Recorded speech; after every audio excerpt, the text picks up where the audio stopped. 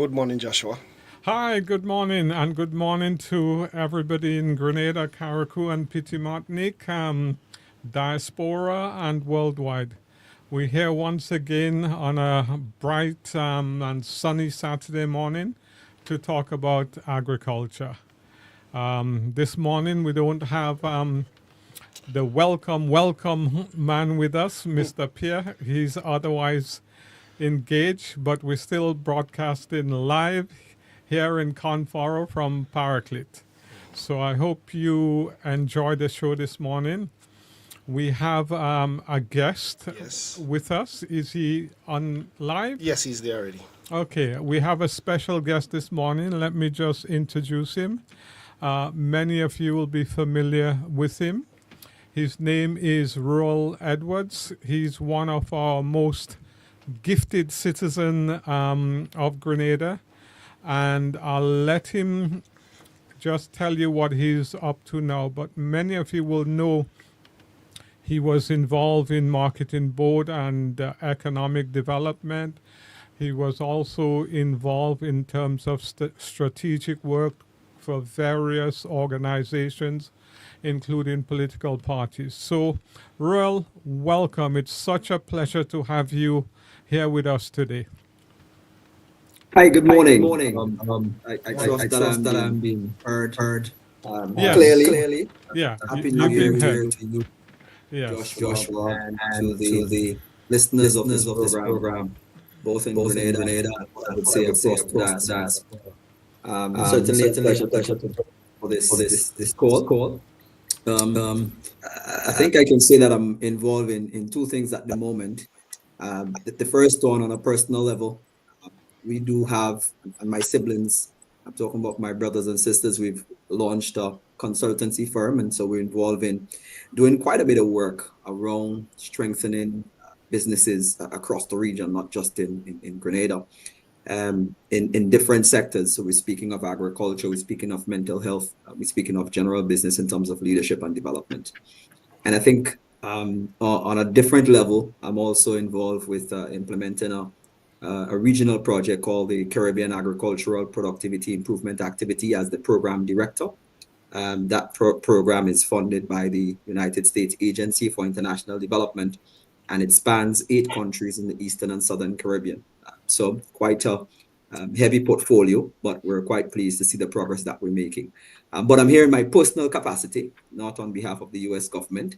So I look forward to this conversation.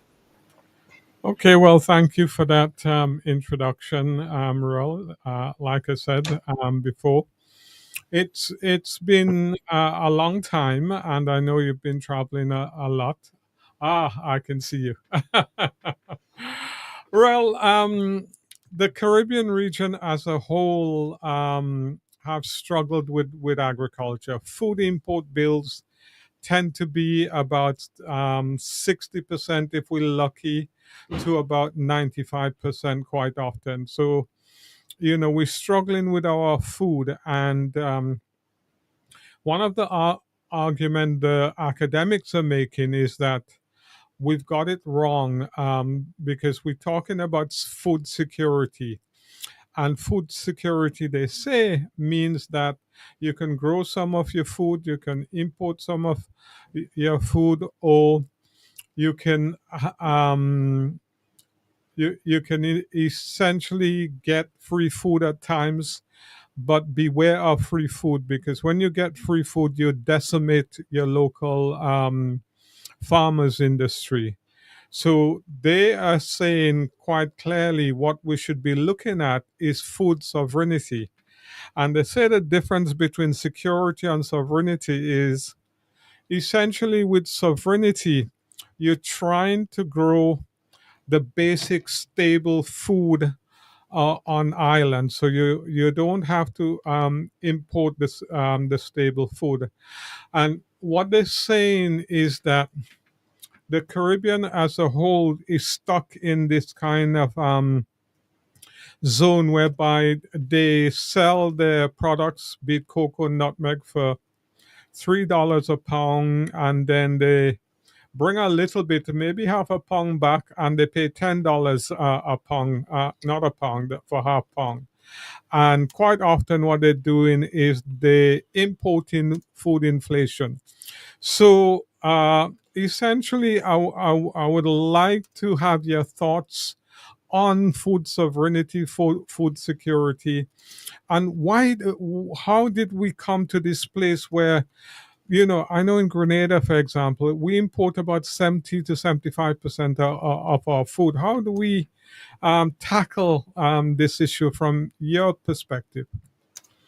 Right. I think what I want to do first is to sort of set the foundation for our listeners and viewers to understand what the current dynamics is. And as we do so, let's look at what the history of the region. And I think in most cases, when we speak of Grenada, we can also extend that to some of the other countries within CARICOM, because a lot of this cannot be looked at as just an isolated scenario.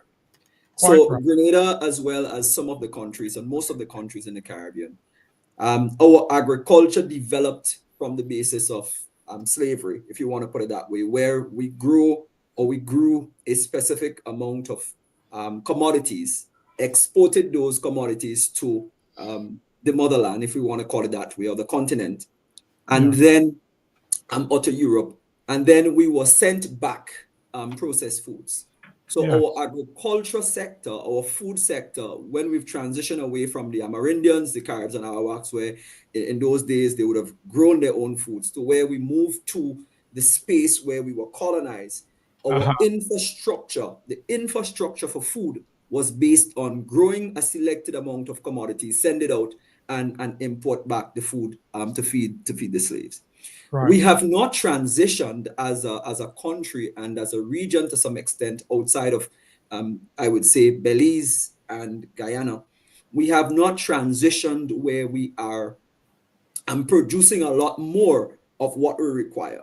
We've still stuck with the exportation of a selected range of commodities and then the re-importation of a broad range of food. And the data bears that out. Yeah. When we look at, for example, when we look at Grenada's export profile over the last 10 years, there is something called the tariff line. The tariff line is how you identify a particular product. So each product has a tariff line. You can group these products together. So fruits and vegetables, some vegetables are in the tariff line of 0.7. When you look at the tariff line, of 0.7, let's say 0.704, Grenada only has 8 products out of 99 tariff lines. Grenada only have 8 products that it export that is greater than $1 million per annum. Mm-hmm. Trinidad has 168. Grenada has 8. So Mm-hmm. what this says is that when we look at the structure of the sector or the industry, it is very narrowly concentrated on a few export crops and Yeah. massive importation. Yeah. So recognizing that construct, I sort of say, in the discourse and as we go through, that there is a blend between food security and food sovereignty. And why I say so is that you want to look at the net position. And the net position is, am I able to export more than I import overall? Because no single country would have the infrastructure or the comparative advantage to be able to produce everything that they need. So if the net position is that I export more than I import overall in terms of food, then that's fine. Yeah. You may say that you're exporting a limited amount of stuff, but the net position, I think, is what's most important. Around sovereignty and security, when we speak of security, we're looking at is food accessible? Is it affordable? Can people utilize it? And is there what is called stability in the food system? The sovereignty end looks at, do I have the protection I need to be able to manage from a secure perspective the accessibility, the utilization of food. So as a region, I believe that it's important for us to look at what are the comparative advantages that we have and how do we produce more so that it can be beneficial. And a simple example is, what are the select range of things that Grenada can grow and grow successfully that it may want to concentrate on to improve productivity? So if we speak of leafy greens, vegetables, the lettuce, the cabbage, the kales, the cauliflower, the broccolis, if we speak of some of the peas, pigeon peas, or if we speak of some of the fruits, those are things that Grenada can successfully grow and can do it properly. But we cannot competitively grow corn or wheat. We don't have the land space, you don't have the terrain and the infrastructure. So it means those things would have to be imported. So I look at it from what is the country's comparative advantage, what they can do successfully, they do. And what you cannot do, then you try to find the most competitive price to come in. So I think when we think of food security, we should look at it from the context of what the country can and cannot do. Yeah. Rural, I wonder if you could just touch on subsidy for a minute or so, because the last data that came from the United States with its farming community was that over 28 billion were given in farm subsidy to the United States farmers. Now, one of the things a lot of the academics talk about as well is that in the 50s and in the 60s, Europe saw that it had a problem, and the problem that it had was essentially food security sovereignty. And one of the examples that are often pointed to is that the Ministry of Agriculture in France is named the Ministry of Agriculture and Food Sovereignty. And the Europeans decided that food was so important that they would subsidize their farming community. Now, when you subsidize one group and the rest of the world or another group is not subsidized, it gives that group a competitive advantage, and it makes it difficult for developing states like Grenada to compete. And what a lot of people sometimes miss is that if you don't have an industry that is working for you and creating employment and creating money circulation, it really stunts your growth as a country. Sorry. So, Yeah, so sorry, it go ahead.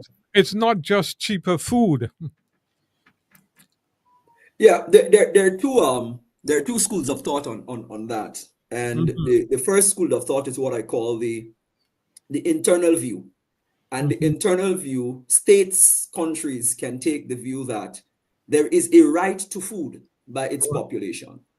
And yeah. if there is a right to food by its population, Mhm, then the investment in terms of government support, the use of government support through a subsidy, etc., is important to ensure that everybody has a right to food, get access to food, and that it's affordable. yeah. So subsidizing internal production, I think, is extremely important. Mhm, Subsidizing access to food to manage inflation costs, etc. I think those are policy instruments that governments use, which mhm, is justifiable. mhm, The big question is, and I think looking at from our perspective, is where a state subsidizes its production to gain a competitive advantage in terms of exports.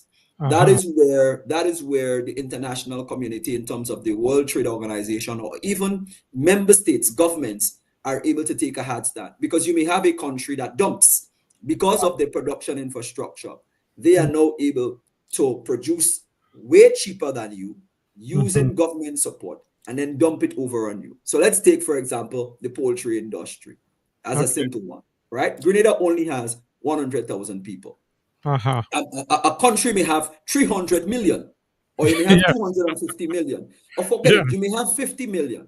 Your mhm, market size, 10 million. Your market mhm, size of 10 million people as compared to 100,000 is mhm, just not comparable. So your economies of absolutely, scale of producing, for a population of 10 million is aha, way lower than your economies of scale for producing for 100,000.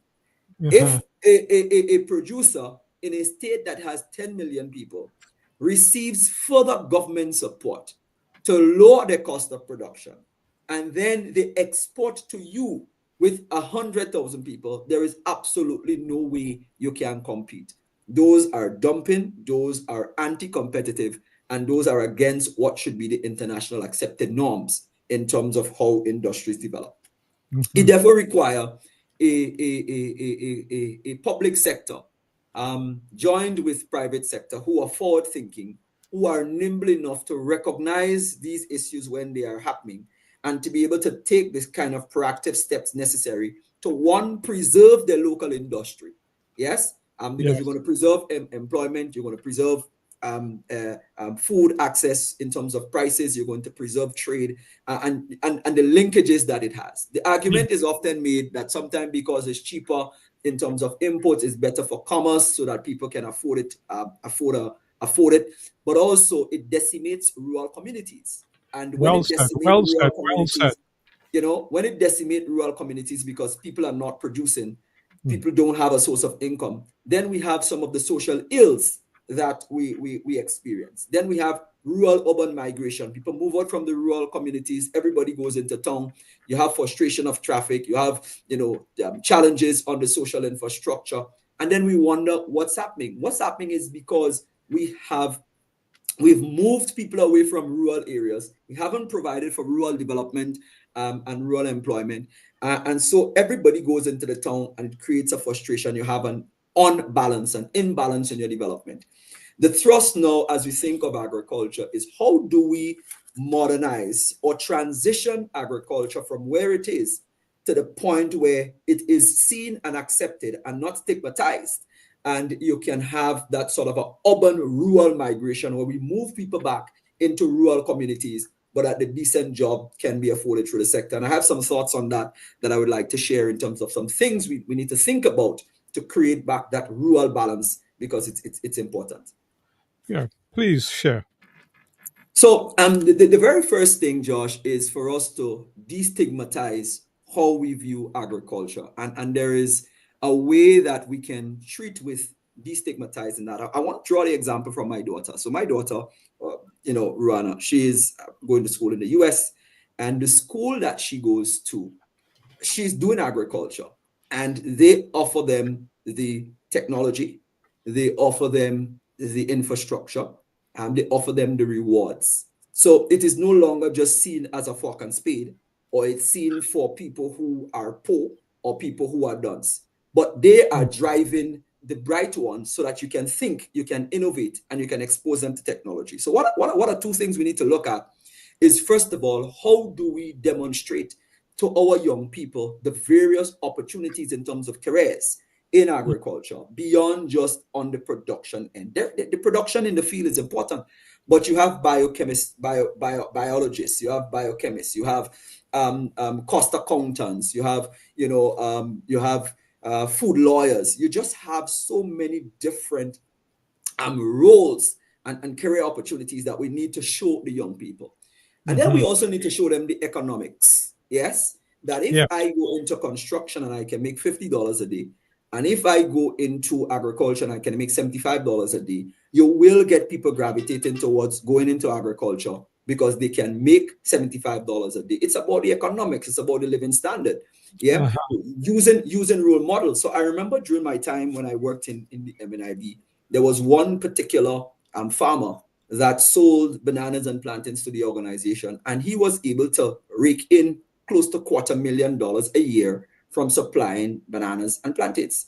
And these are the sort of stories you want to show that it is very much possible for people to have a living. And then the third thing I want to talk about in terms of our young people is looking at the technology, showing them that there are various technologies that are available. So as part of the work that I do now, we are introducing hydroponic systems in several countries in the Eastern and Southern Caribbean, and showing developing those in colleges and in schools, etc., to show that you can, to teach them first of all, but to also expose them to what's possible, looking at sensors and micrometers and pH meters, and drip irrigation and fertigation system and ground cover. So you can walk onto a farm nicely dressed and not get soiled and walk back out.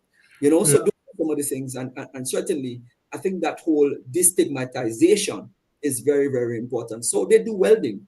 Yeah, they do welding. They open chickens. They do a range of different things in schools. that becomes second nature, it becomes fun, and it becomes acceptable for the brightest or the most advanced academically in terms of our students to pursue. Yeah, that's wonderful, Ruel. But whilst I was listening to you, my thoughts became a little childish, and I'm going to share my childish thought with you for a second. Why aren't we doing this in Grenada? I am not able to give I think, a definitive answer as to why we're not I doing it. just want your idea because you're a I great think there, thinker. I think there are a couple of things that we're missing. One, we need more brain power for our country. A population of 120,000, or even if it's 100,000, whatever it is, we need to have a lot more brain power available and accessible for planning purposes. Yeah, I believe we do have it either within and outside of the diaspora. But a depoliticized environment is required for us to be able to bring those brain power together so that we can really think strategically about where we want to take the country. The second thing that I think we need is the opportunity we need doers, because you have a lot of very good studies that are done, and those studies are done, and then nothing comes out of it. So if you have the brain power and you can access those brain power to think, reimagine how things are done, revision how things are done, and the space is created for the doers to be able to come in and to help do these things, then you would begin to move the needle. Yeah. So I believe some of the ideas are there. I think we need to revision and refashion a lot of the ways that we do things. But then we also need to create the space for the doers to be able to get it done, either through public-private partnerships, either through revamping how the public service operates, either through creating mechanisms where the private sector is incentivized to do a lot of the things. One of the things we do is that we rely a lot on state-led in intervention, and generally the bureaucracy of the state is not designed outside of if you are in state-run countries. And even in that, they are revisioning their model to make space for the private sector.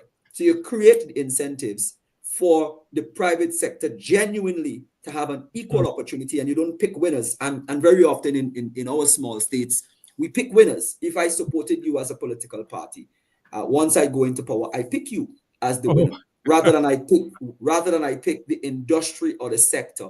So there needs to be a picking of the industry and the sector, create a level playing field that is called horizontal industrial policies, where you pick the sector, you pick the industry, and you create the incentives, and whoever comes forward that genuinely has the capacity, they then benefit from the incentive regime, and not because of the access that that person has. And it's more detrimental for small states because you don't have the breadth and the range.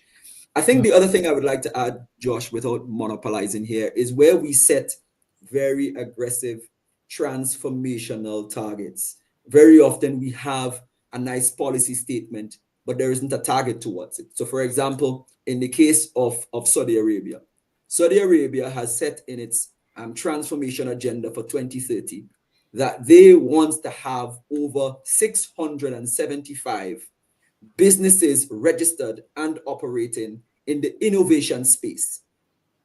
So they're saying that they need to have, so they've established a logistics innovation hub, and they've established a technology innovation hub that they're saying within the next 5 years, they need to have over 600 and something businesses operating that contributes towards Saudi Arabia innovation. And they've created the infrastructure around that. Within the context of Grenada, we need to be doing a lot more of that. Set those definitive targets as to what is it we want to achieve, not just revenue and expenditure, but set those targets as to how many businesses we want to see innovate. What percentage do we want to grow our export by, both intra-regionally and extra-regionally? Do we have that number? What is the level of private sector employment we want created over the next 3 to 5 years? And if we say we want the private sector to create 10,000 jobs or 5,000 jobs, then we arrange our incentive regimes and our programs to incentivize the private sector to create those jobs and then we reduce it. What is the level we want to reduce our poverty by? We have a target. And so we build our social programs accordingly to be able to do that. What are the amount of people that we want to move from severe food insecurity to food secure? We set those targets. What is the amount of technology in terms of we want the farmers to employ? How much acreage do we want to have on the increased production? Do we know? Yeah. When we set these kind of targets, then it means our interventions would be fashioned, would be tailored towards those. Finally, Josh, there is a saying that if you don't measure, then you can't take corrective action. So we are unable to achieve that level of agricultural development because our key performance indicators are not measured in a way that allows us to take the kind of corrective actions that is necessary to move the needle forward.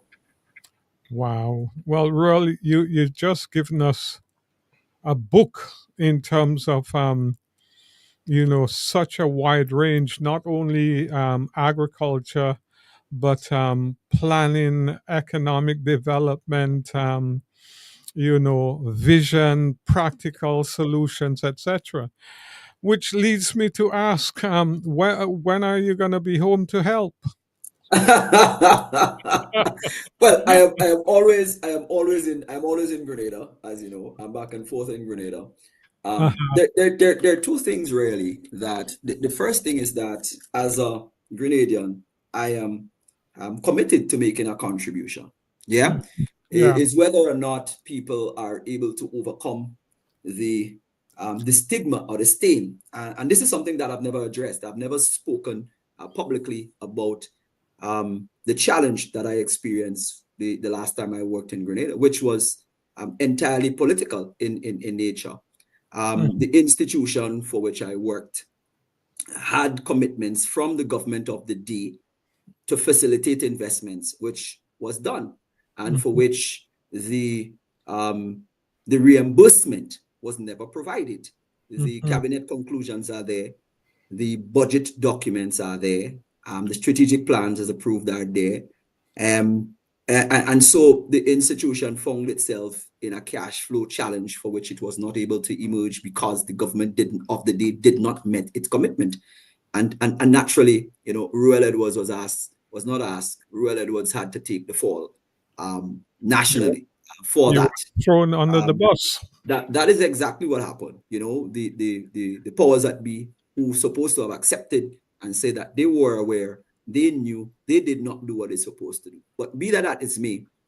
I think that is the first hurdle that needs to be overcome. For me, I am very much comfortable where I'm at, doing what I do. You have various countries throughout the region and even internationally.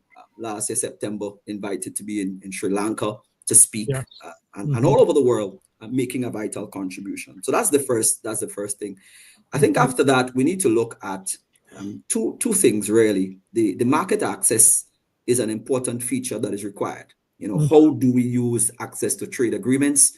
How do we use access to the region?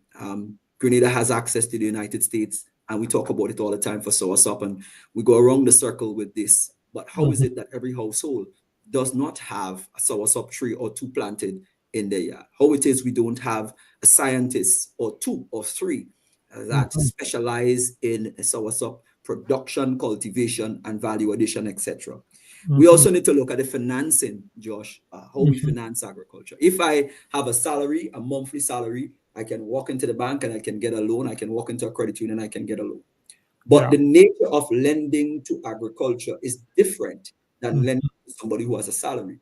Our financial institutions, we have not evolved enough yet where we have tailor-made agricultural products that considers the risk associated with agriculture, but also considers the cash flow requirement based on the nature of the industry. If I am growing lettuce, my revenue and my cash flow is going to be totally different in the early years than if I'm growing bananas. It takes 9 to 10 months before you get bananas. You get lettuce within a month. It's different than if I'm growing soursop. So if you fund the soursop production, you can't expect the farmers to pay you back within 6 months. There needs to be a moratorium and a period that takes those things into consideration. So To go back to your first question, I think I remain available to engage. A lot of it doesn't have to be through the state. It can be through private enterprises, and there are private enterprises in Grenada that I'm supporting with their redevelopment, the strategic orientation, market access, improvement in packaging, etc., in capacity building. So I think a contribution has been made directly and indirectly, and I'm happy to do so going forward. Yeah, and I know that I collaborated with you in the past on a water project, and I know, having spoken to you ever so often, that you are a true nationalist who really wants to make a contribution, as all those who wish the best for Grenada. It's just that you have so much to offer. It grieves me that you're in the you're in CARICOM, you're in the bigger world, and I would like to see more of you in Grenada. And the points that you mentioned in terms of, I think you were talking about meritocracy really, rather than party political kind of jobs. And I know far too well how this system operates, but it's not in the benefit of Grenada, because agriculture cannot be a party issue. Agriculture has to be across party lines, because when you plan in agriculture, you're planning 50 years ahead, 20 years ahead. You cannot say, okay, you have a new party in power now, so we're changing the strategy. That can't work in agriculture. We have to have cross party agreement. We have to have national support by the major institutions, so that we all have a part in essentially decolonizing the system that we find ourselves in, because we operating on the main in a system that wasn't really designed to facilitate us and help us develop. It was really designed to kind of help our colonial master maintain their wealth, and our role really was to kind of buy the products and whatever secondary technology that they had that they no longer wanted, for us to buy those things. It was a system that essentially not developed for our development. And now, as we have, our nationals all over the world seeing how different things are being done, I think, there's always an issue in terms of, wanting our brightest to come back and advise and to make a contribution. And I know the argument that, and the Prime Minister was also speaking on that. And what he said is that sometimes the resistance that they get is just unbelievable, to kind of help the country move forward. So we have to deal with that mindset that keeps our brightest out. It's something that really we have to change the needle and start welcoming those who want to make a contribution and have a contribution to make. Now, Rel, I'm gonna just ask you for a little bit more meat, because we've been talking about a marketing board, and or something like a marketing board.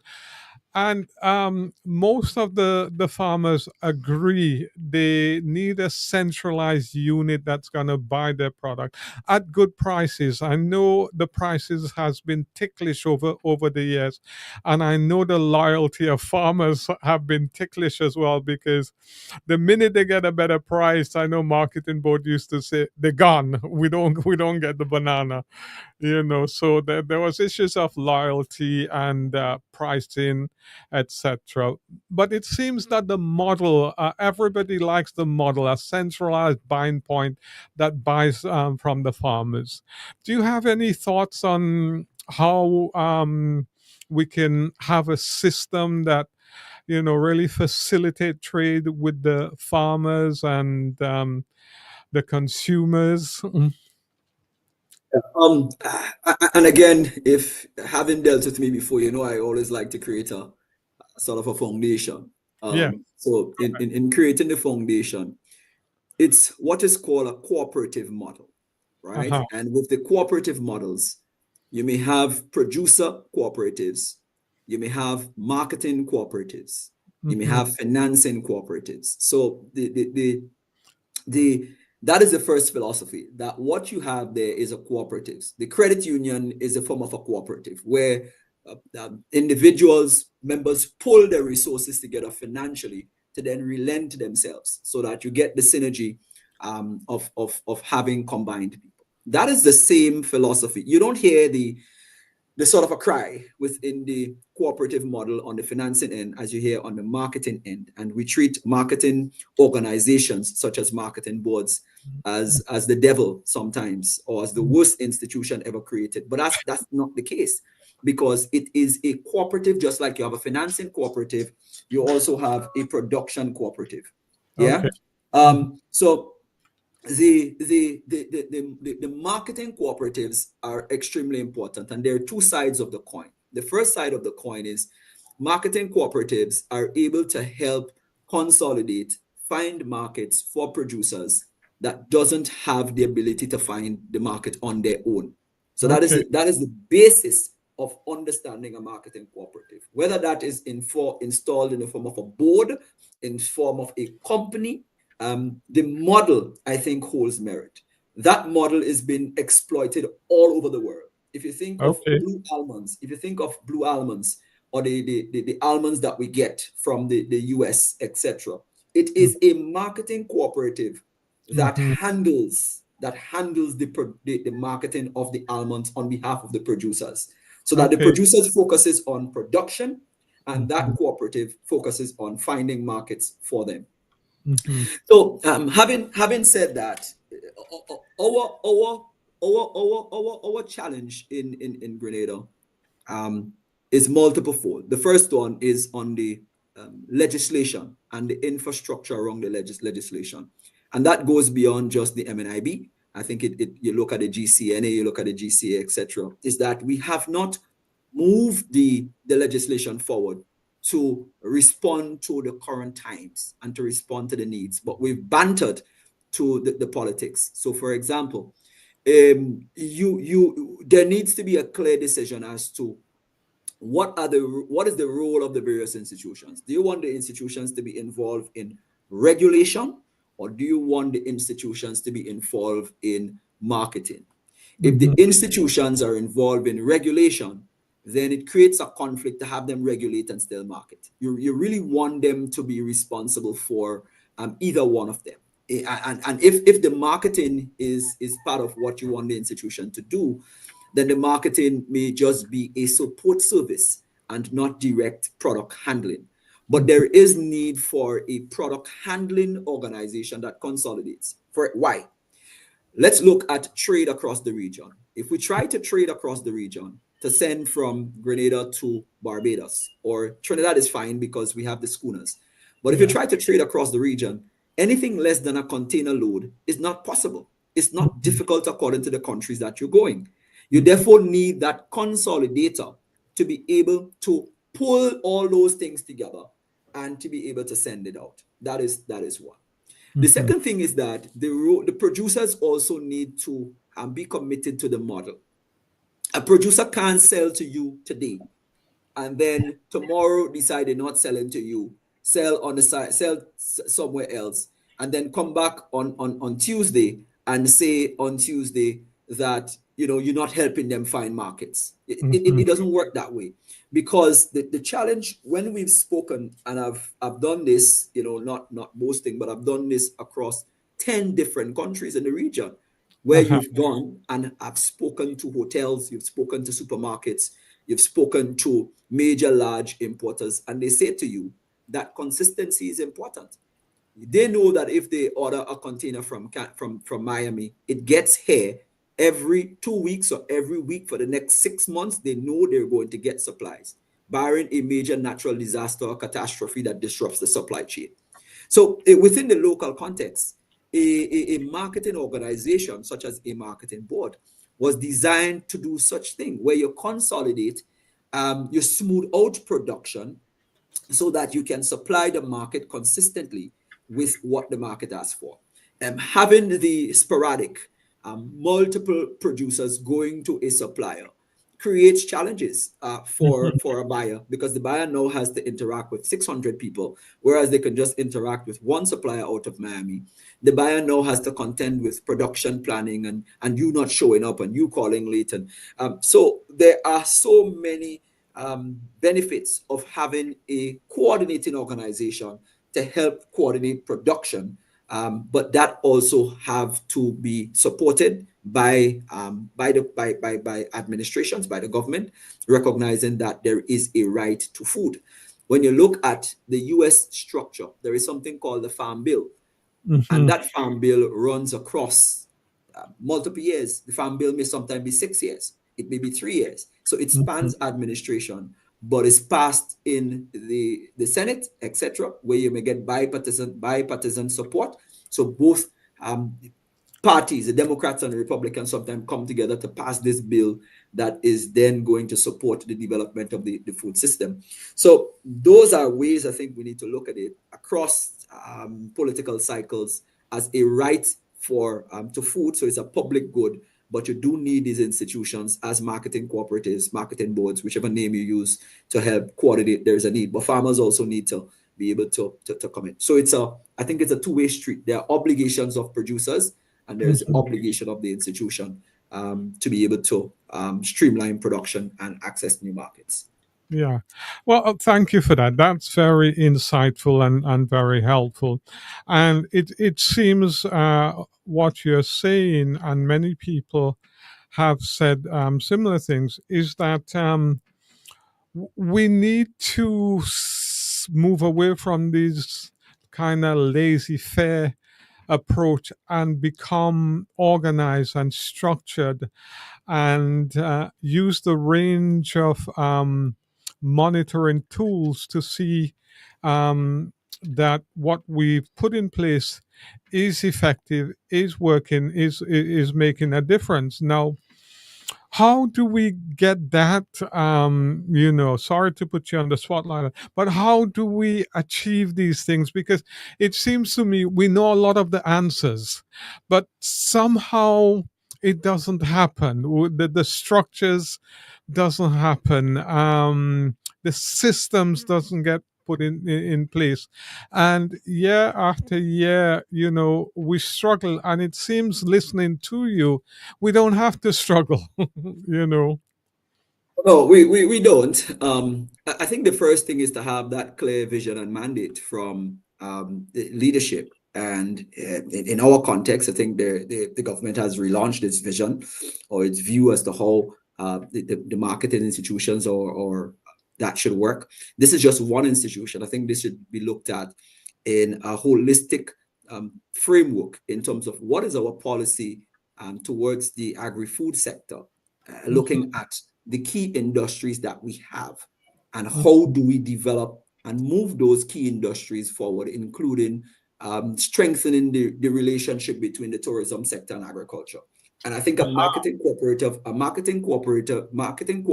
nationally, our marketing board, can be used as an infrastructure, or could be used as an infrastructure to do that. That has been done in Jamaica as we speak. There is that coordinating mechanism in Jamaica that links the tourism and agriculture sector together. They meet, the stakeholders are there. It's well organized, it's accepted publicly, it's institutionalized. We don't have that same thing in Grenada, where it is institutionalized, the direct link with tourism and agriculture. So even the same brands that are operating in Grenada that operate in Jamaica has a commitment to source locally first. They're not getting importation license carte blanche. You source locally first, and then you are able to import the balance. There are targets, and once they meet those targets, the incentive regime is pegged to you meeting those targets in terms of local purchasing, in terms of local employment, etc. So there are targets. So Mm-hmm. we need to look at the marketing board or marketing cooperatives within that context as well. You set the vision clearly. No, Mm-hmm. we're not in a position to set the vision. The vision comes from the leadership. And if that's what the vision of the leadership is, then that's the direction that the organization is going to go. Mm-hmm. Once you have that, then you make sure that your right team and staff and human resources in place to execute on that vision. And that vision is going to be articulated in your various strategies, etc., etc., etc. So Uh-huh. the vision is the most important. I think there is one that has been laid out, no, but we can push the envelope further to Mm-hmm. strengthen that link between the tourism sector and agriculture, but you do need a coordinating mechanism for that to be effective. Yeah. Well, thank you for that. Again, that was very helpful, and to ascend for a a greater sense, you kind of threw me off because you answered the question before I asked it, but I'm still gonna dig you up and go back a little bit. One of the things that we've been finding with the linkage between tourism and agriculture is that the whole incentive regime that government gives to, especially the hotel industry, makes it far more affordable for them to import than to buy local. And although you see the advert saying our local farmers, we work with them, this and that, but the reality on the ground for many farmers is that when they go to sell to these hotels, the amounts are often such small amounts that it doesn't make sense when you use transport from, say, Sates to St. George's. It seems like the structure or the incentives are not set up, to link tourism to agriculture. Have you had any experience with anything similar to what we're experiencing here? Yes, I mean this is not unique to Grenada, and it's a lot of it is the negotiating power that very often the tourism sector has been able to properly articulate what the economic benefit is going to be based on the establishment of hotel plans, based on the services that they provide. They've been able to make that argument very clearly. Mm-hmm.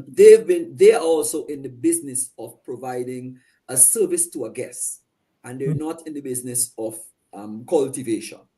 They also are very organized, and they know exactly what they're doing.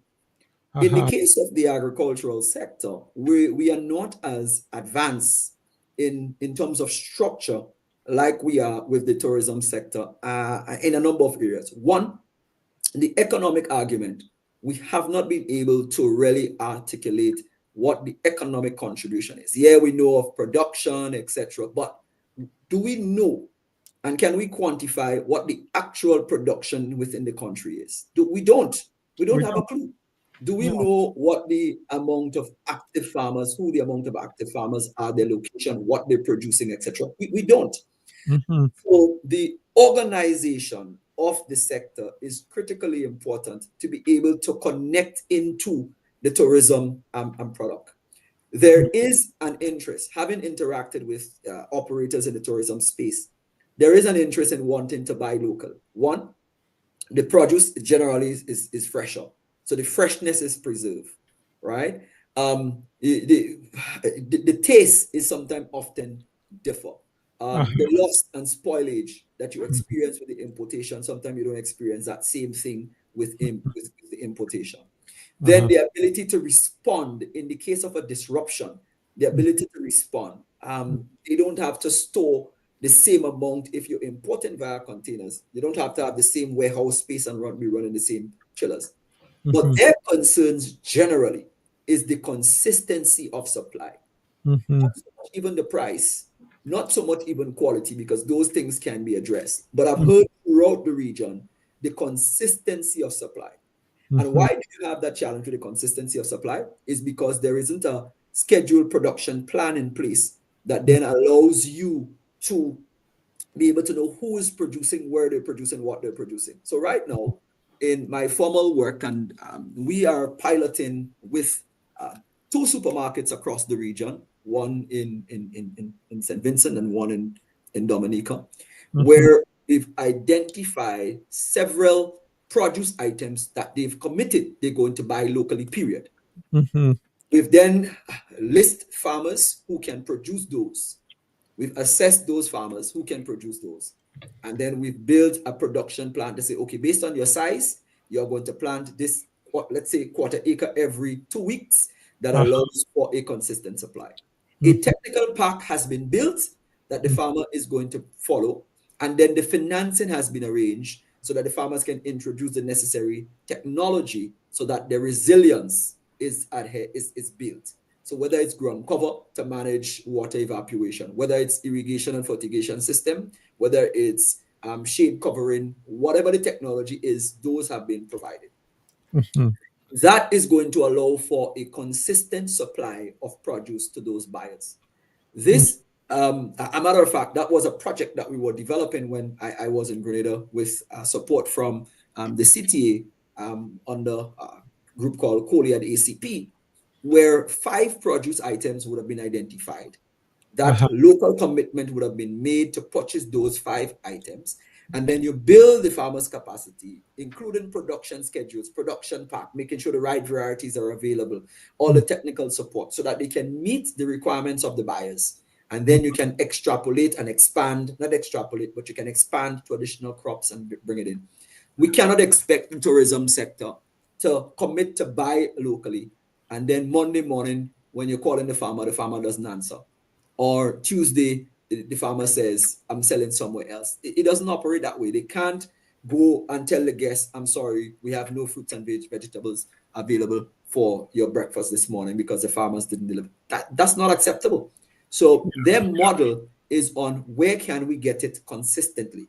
And so we have to be able to have a production scheduling, production planning, and a cadre of commercially minded producers who are prepared to integrate. People who are involved in subsistence and prepared to sell the excess, they would continue to operate and they would find markets here and there. They can sell in the normal market, they can sell here and there.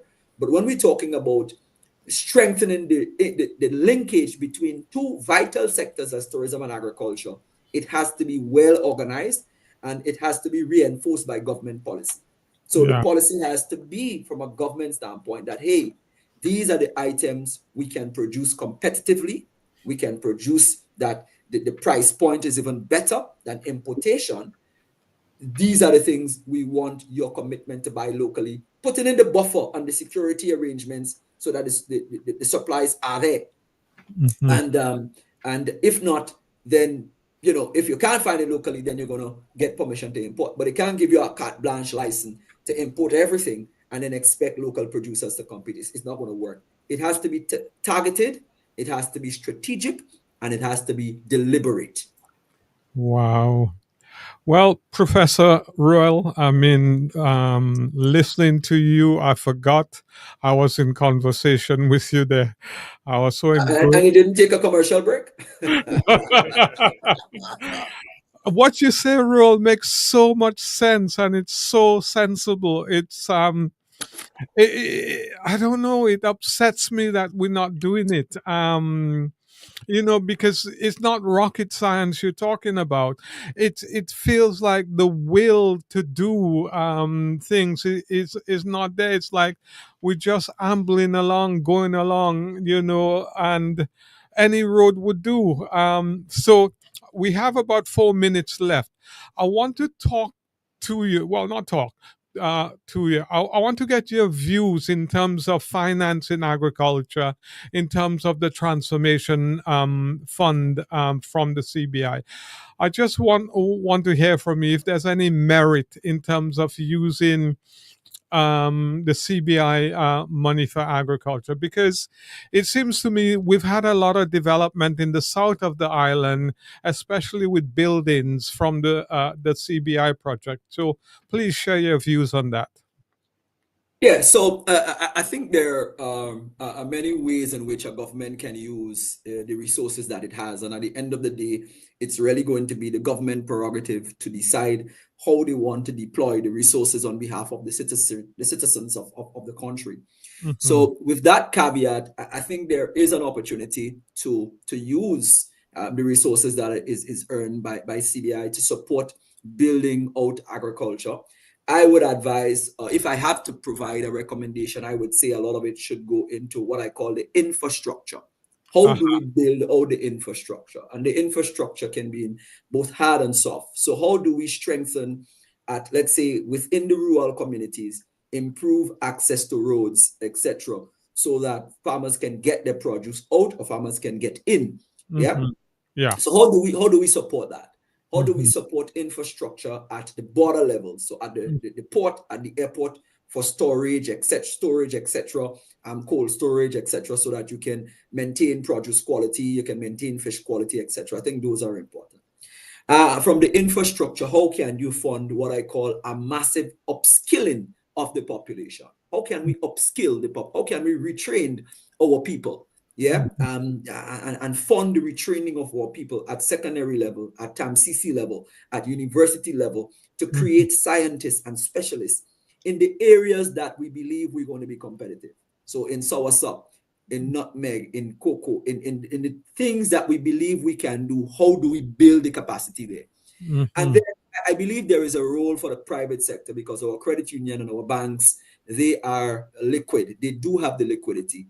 Mm-hmm. The CBI can probably be used to de-risk or to help underwrite, to say to the private sector, hey, we would fund the development of specialized agricultural lending products. We would fund it. And then we would underwrite you to on lend. So if you on lend, we provide a guarantee. Yeah, Uh-huh. of course, you go through the criteria. You make sure that the criteria is not too difficult, but that the Mm-hmm. criteria is not too lax because it's not Uh-huh. free, but that we would underwrite you lending over to farmers. Because if government goes into a lending program, there is always a view that it is my money, I'm not going to pay back. But Okay. if it's a private institution, then the private institution generally the non-performing loans can be managed and they can pay back. So I think those are ways that you can use it to stimulate agricultural investment. You can use that funds to underwrite private sector and say, hey, take the investment within these parameters.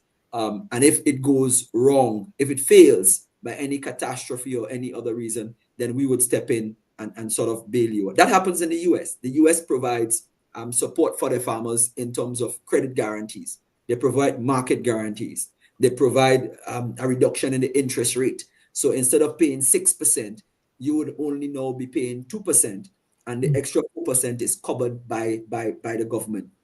There Mm-hmm. are creative ways in which you can use the CBI resource so that you're not handing over the money to a farmer, but a financial institution that says, because of the risk, we have a risk premium that is attached.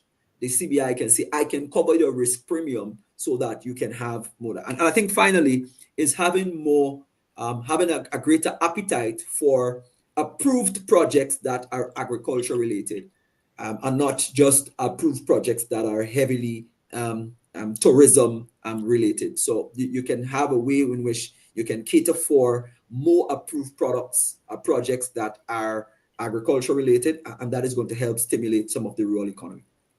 Well, Royal, thank you.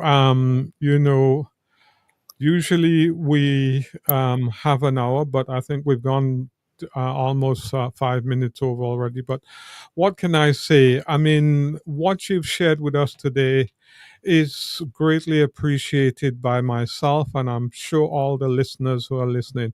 You've stimulated thoughts, you've given us practical ideas, and I have to say to you, you have to come back.